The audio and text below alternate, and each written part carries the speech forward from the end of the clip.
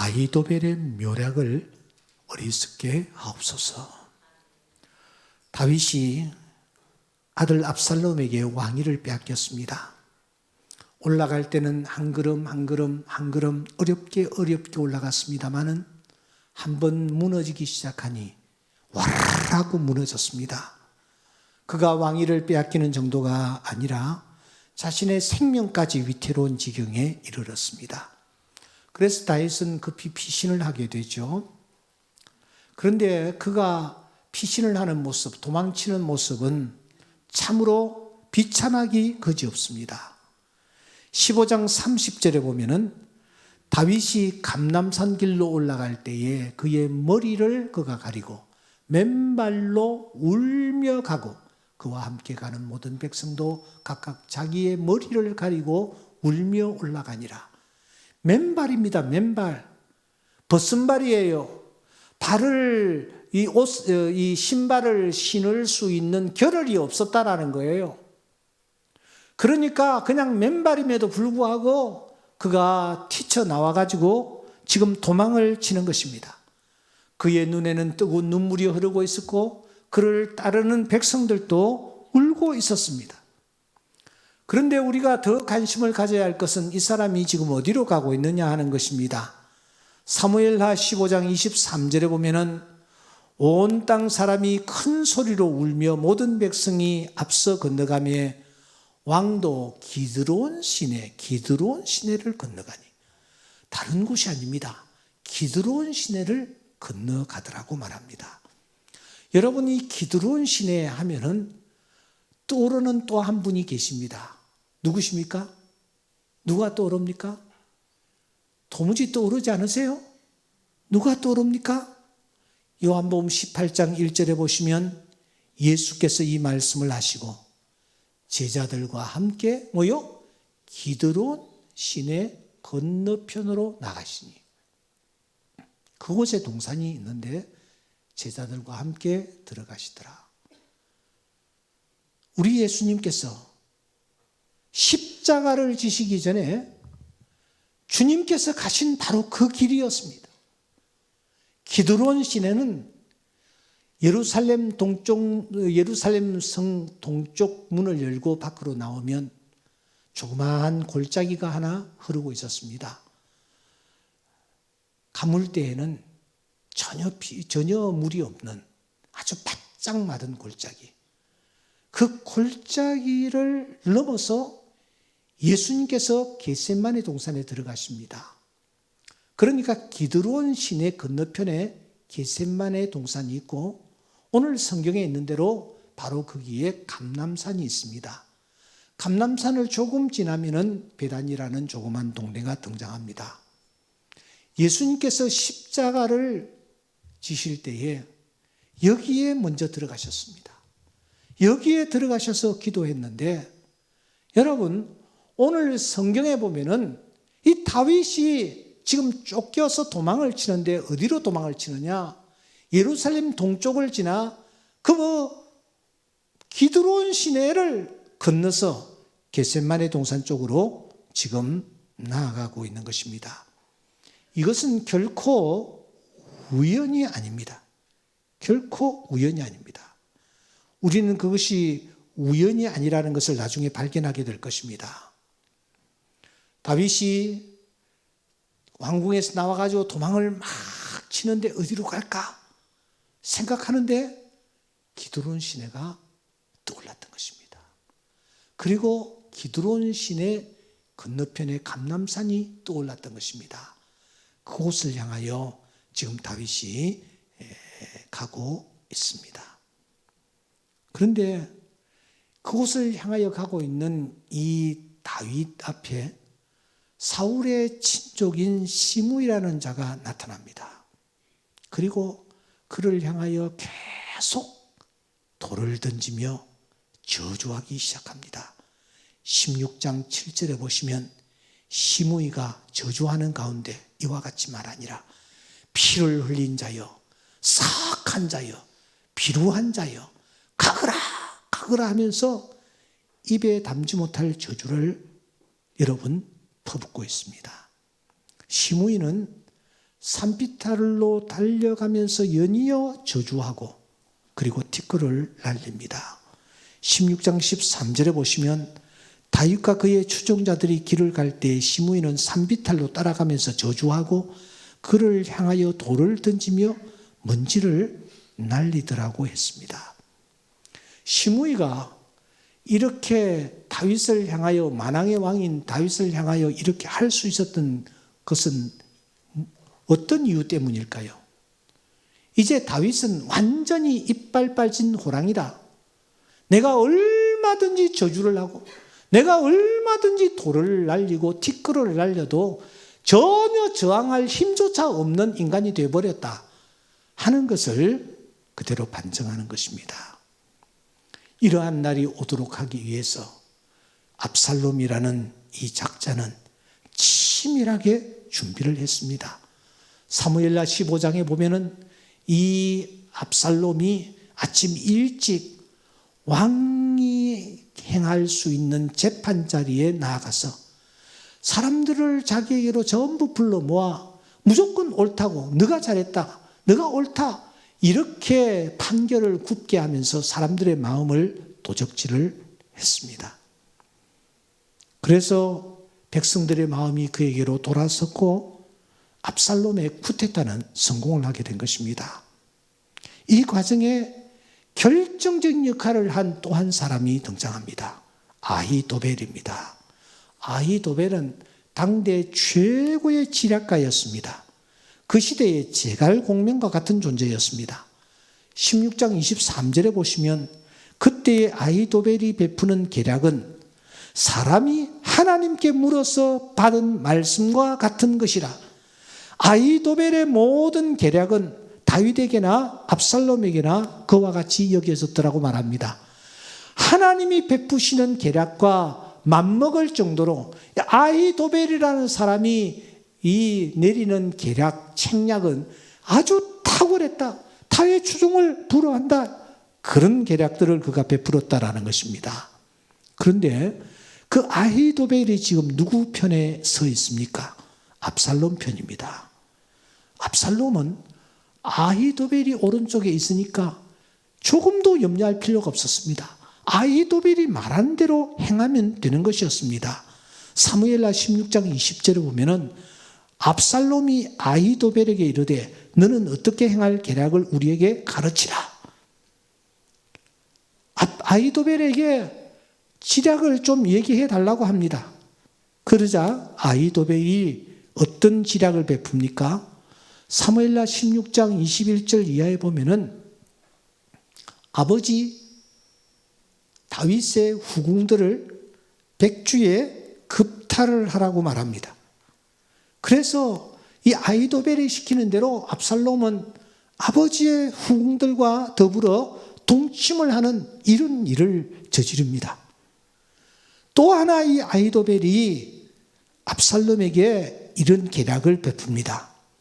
17장 1절에 보시면 아히도벨이 이렇게 얘기를 하고 있습니다.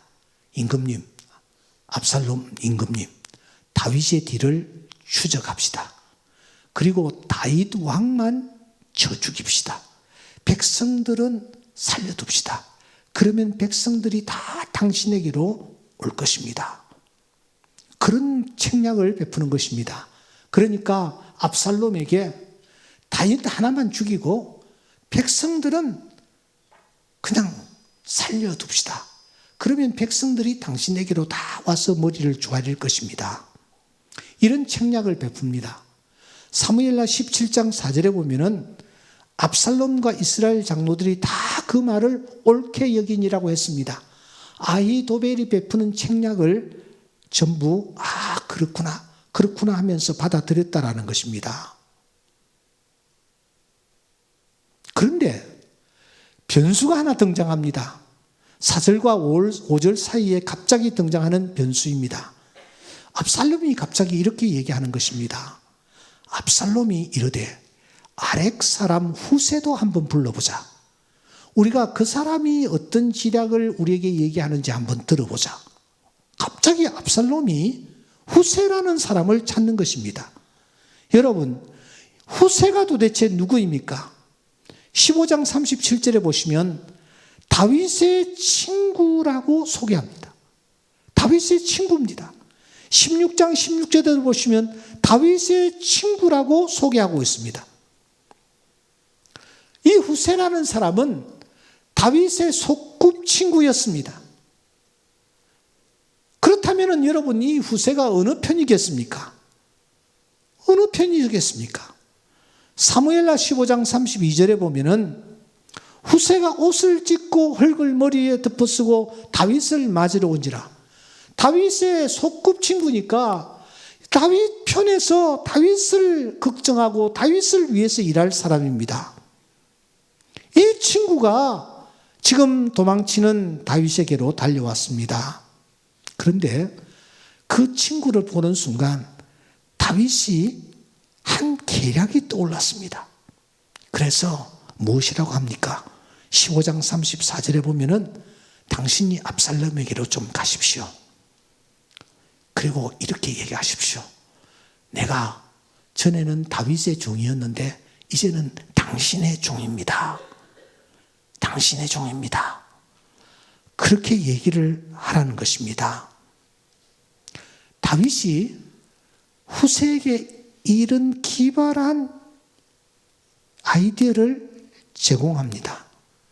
후세는 다윗의 친구라는 사실이 잘 알려진 사람입니다. 압살롬도 이 사실을 알고 있었습니다. 더군다나 압살롬 곁에는 제갈공명과 같은 아히도벨이 버티고 있지 않습니까? 이 압살롬은 전적으로 이 아히도벨의 책략을 의지하고 있었는데, 그런데 이 아히도벨이 이 압살롬이 후세를 부르자고 하는 것입니다. 불러서 그의 책략도 들어보자고 하는 것입니다. 여러분, 후세라는 사람은 아히도벨과 비교할 때에 잽도 되지 않습니다. 그런데 압살롬이 말합니다. 여기 아히도벨이 이렇게 얘기하기는 했지만 후세가 무엇이라고 얘기하는지 한번 들어보자. 여러분, 이게 말이 되는 얘기입니까? 그래서 후세가 지금 압살롬 앞으로 왔습니다. 그때 후세가 무엇이라고 합니까? 그럴듯하게 다윗이 시킨 대로 얘기를 하면서 17장 7절 이하에 보시면 이 후세가 이런 얘기를 합니다. 임금님, 그렇게 하시면 안 됩니다. 다윗만 죽이고 백성들 살려놓아서는 절대로 안 됩니다. 임금님, 모두 다 죽여야 합니다. 완전히 다 쓰러뜨려야 합니다. 깨끗하게 죽여야 합니다. 원수들이 살고 있던 이 성이 있으면 성을 밧줄로 묶어가지고 바다에 던질 정도로 깨끗하게 청소를 해버려야 합니다. 그래야 후환이 없습니다. 이렇게 이 후세가 얘기하는 겁니다. 여러분, 아히도벨은 다윗 하나만 죽이고 백성들은 다 살려놓아야 당신이 왕으로 추대가 될 것입니다. 후세는 말합니다. 안 됩니다. 후환을 남겨둘 수가 없습니다. 다윗뿐만 아니라 전부 다 죽여야 합니다. 그런데 이 압살롬이 이 두 책략 중에서 누구의 책략을 선택하느냐? 아히도벨의 책략을 버리고 후세의 책략을 이 사람이 채용을 하는 것입니다.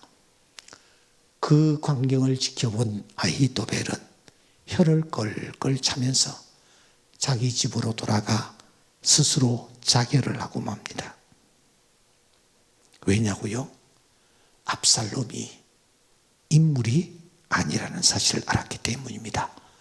주군으로 받들어 섬길 그런 그릇이 아니라는 것을 알았기 때문입니다.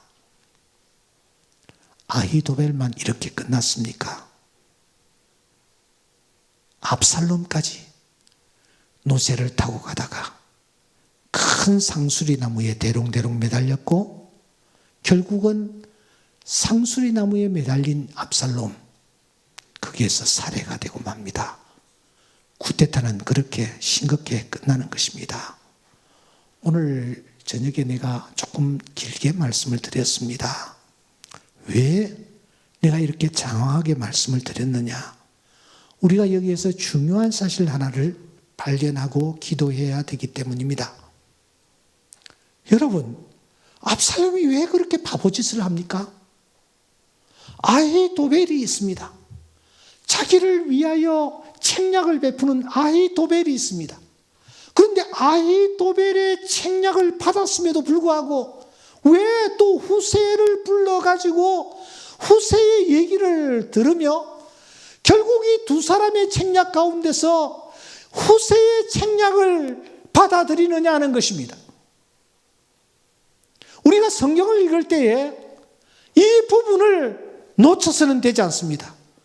어떻게 이 압살롬이 이와 같이 바보짓을 하고 있느냐라는 것입니다.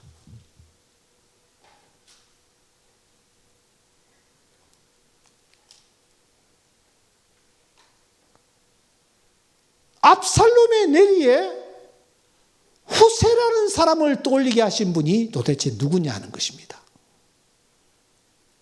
압살롬으로 하여금 후세의 책략을 취하도록 하신 분이 누구냐 하는 것입니다. 우리는 15장 31절 말씀을 놓치지 말아야 합니다. 여기에 모든 해답이 있기 때문입니다. 우리 다 같이 한번 읽어보겠습니다. 시작. 어떤 사람이 다윗에게 알리되 압살롬과 함께 모반한 자들 가운데 아히도벨이 있나이다 하니 다윗이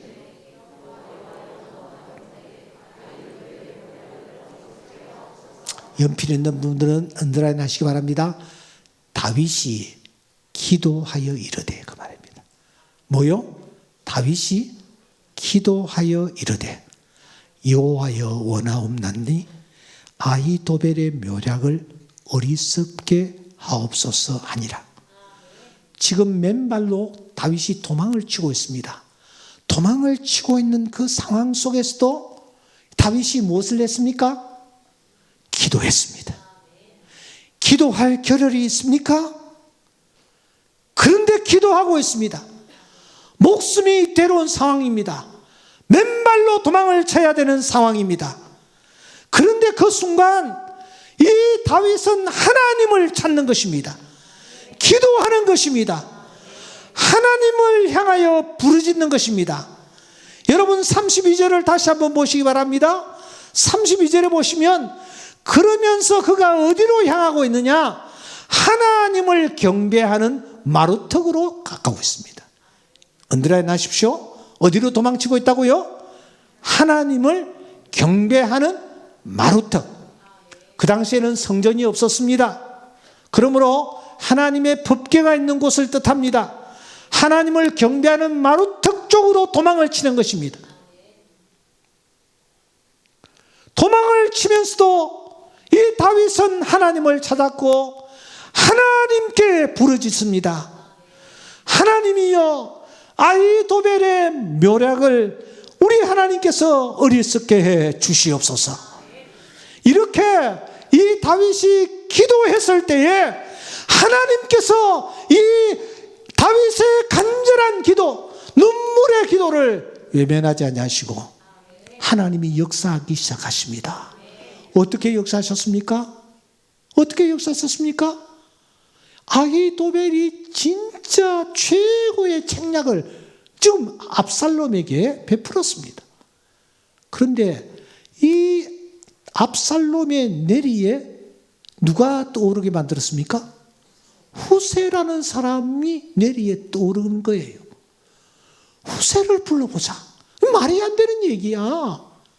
후세를 불렀습니다. 후세가 그럴듯하게 위장을 하여 마치 압살롬을 위하는 것처럼 책략을 베풀었습니다. 누구의 책략을 이 압살롬이 받아들입니까? 후세의 책략을 받아들입니다. 그리고 그는 망해버리는 것입니다. 다윗은 지금 하나님의 징계를 받고 있는 상황입니다.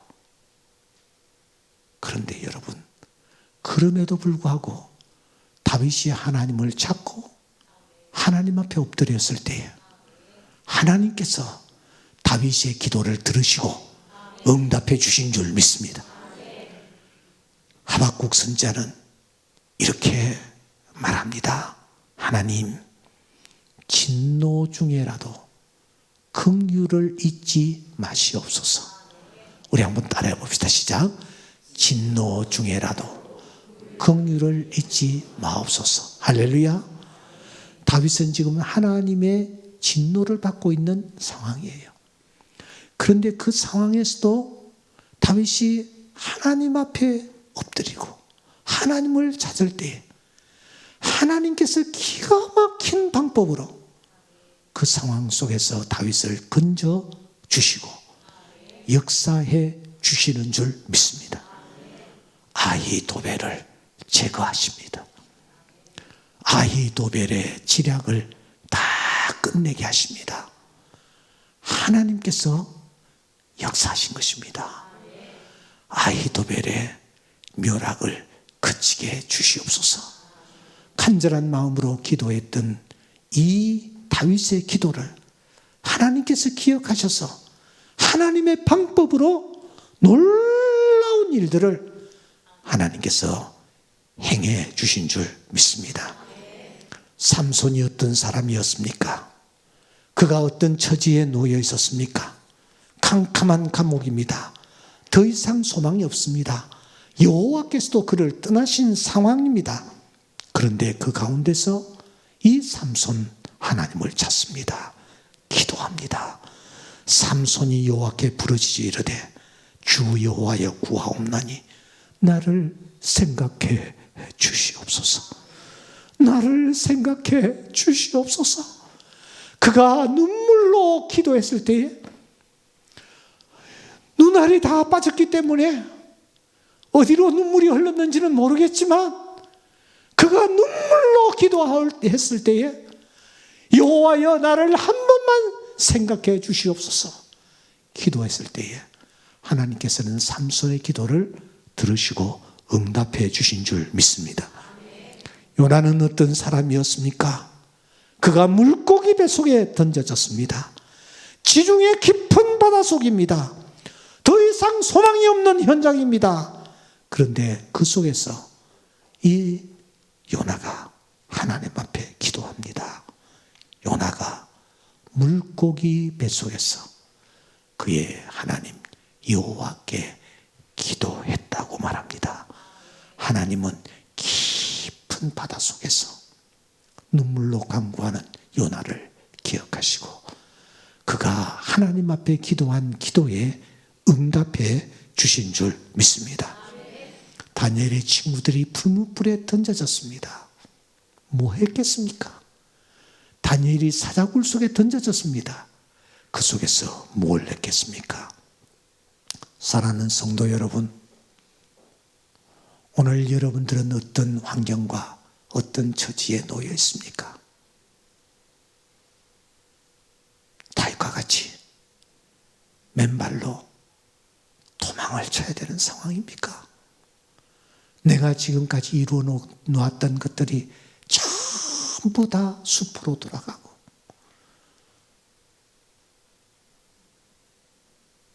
생명조차도 위태위태한 상황에 놓여 있지는 않습니까? 다 떠나가고 홀로 캄캄한 감옥에 갇힌 채 맷돌을 돌려야 하는 기막힌 신세가 되어 있지는 않습니까?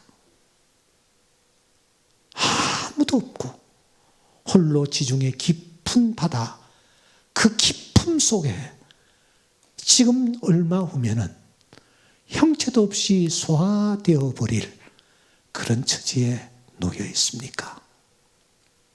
여러분, 그 속에서라도 기도하십시오. 하나님은 내 기도를 들으시고 응답하십니다. 내가 부르짖는 기도의 음성에 하나님은 귀를 기울여 주시는 분이심을 믿습니다. 설령 내가 부족하고 연약하여서 내가 하나님의 징계 아래 놓였다 할지라도 하나님은 눈물로 기도하는 자의 기도를 결코 외면하지 아니하시고 들으시며 응답해 주실 줄 믿습니다. 오늘 이 예배에 참석한 우리 모두가 설령 다윗과 같은 처지에 놓여 있다 할지라도 우리가 이 자리에서 포기하지 맙시다. 다시 한번 부르짖고 또 부르짖고 또 부르짖읍시다. 하나님께서 역사하실 것이며 하나님께서 내 기도에 귀를 기울이고 응답하여 주실 줄 믿습니다. 이 하나님을 만나는 귀한 시간 될 수 있기를 주의 이름으로 축원합니다. 하나님 무조건 기도를 들으실까? 그게 아니에요. 여러분 사무엘하 22장 2절에 보시면 아주 중요한 말씀이 하나 있습니다. 사무엘상 22장 2절에 보면은 환난당한 모든 자와 빚진 모든 자, 마음이 원통한 자가 다 다윗에게로 모였고 다윗은 그들의 우두머리가 되었는데 다윗과 함께한 자가 400명 가량이었더라. 저는 이 말씀을 보면서 하나님이 어떤 자의 기도를 들으시는가 라는 질문에 대한 답을 얻었습니다. 여러분 다윗 곁에 어떤 사람들이 있습니까? 환난당한 자, 빚진 자, 마음이 원통한 자, 가난한 자들이 다 그의 곁에 모였습니다. 무슨 뜻입니까? 다윗이 평소에 이런 사람들을 위로해주고 이런 사람들을 도와주고 이런 사람들과 함께하기를 힘썼다라는 것입니다. 긍휼히 여기는 자가 복이 있나니 저희가 긍휼히 여김을 받을 것이며 우리가 우리 주변에 어렵고 힘든 사람들을 우리가 도울 때에 하나님께서 나를 긍휼히 여겨 주실 줄 믿습니다. 내 기도를 들으시고 응답해 주실 줄 믿습니다. 우리가 우리 주변 사람들을 긍휼히 여기면서 기도하십시다. 하나님이 내 기도를 들으시고 응답하여 주실 줄 믿습니다. 우리 다 같이 찬양하며 나아가기를 원합니다.